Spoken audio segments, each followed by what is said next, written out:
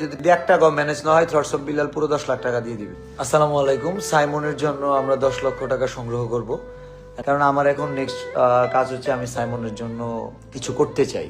কারণ আমার প্রত্যেকটা সেকেন্ড, প্রত্যেকটা মিনিট অনেক গুরুত্বপূর্ণ সাইমনের জন্য হলেও। পুরো বাংলাদেশকে বলতেছি, সাইমনের জন্য আমরা 7 দিনের আলটিমেটাম মনে করতে পারেন, 7 দিনের চ্যালেঞ্জ, যে 7 দিনের মধ্যে টাকা ম্যানেজ করব। আর এটাও বলে রাখি, 7 দিনের মধ্যে যদি টাকা ম্যানেজ না হয়, যদি 1 টাকাও ম্যানেজ না হয়, থটস অফ বিলাল পুরো 10 লাখ টাকা দিয়ে দিবে।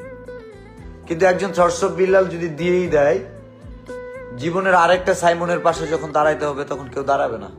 থটস অফ বিলালের শক্তি সামর্থ্য না থাকলে কিভাবে দাঁড়াবে? বলার মতো যে একটা সাহস, সেই মানুষটাকে তো পাইলাম না। কেউ যদি কলজা নিয়ে বলতো যে আমি এটা দিব, ও না পারলেও ওর মুখের কথা হইলেও আমরা ভিক্ষা করে ম্যানেজ করে দিতাম। সো আবার বলতেছি, সাইমনের জন্য 7 দিনের কাজ আমরা উদ্যোগ হাতে নিচ্ছি। অ্যান্ড আমাদের সাথে আছে ভালোবাসার মানুষেরা, ঠিক আছে, যারা মনে করতেন যে থটস অফ বিলালের দুঃসময় পাশে ছিল না, সেটা কোনো ফ্যাক্টর না। থটস অফ বিলালের দুঃসময় সুসময় বলে কিছু নাই।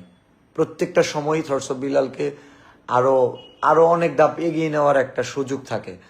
সো আমি মনে করি প্রত্যেকটা জেলার কন্টেন্ট ক্রিয়েটররা সাইমনের পাশে দাঁড়ান। এইটা 7 দিন কেন, থটস অফ বিলাল 7 দিন বলছে, সেটা আপনারা একদিন না, আমি বলবো 7 ঘন্টায় সেটা সম্ভব করে দেন।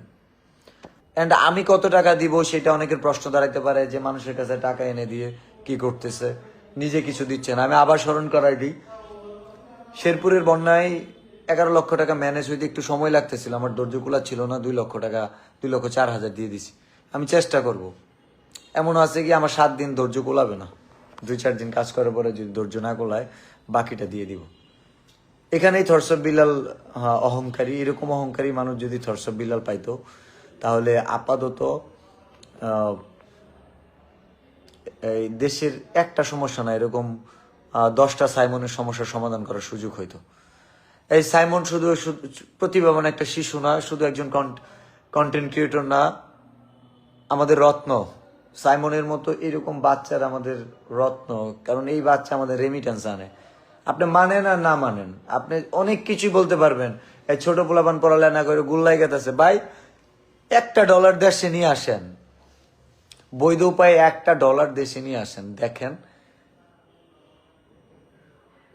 তো সাইমন আমাদের অনেক হাসাইছে, অনেক বিনোদন দিছে। ওর মতো প্রতিভাবান শিশুর জন্য পুরো বাংলাদেশ আছে।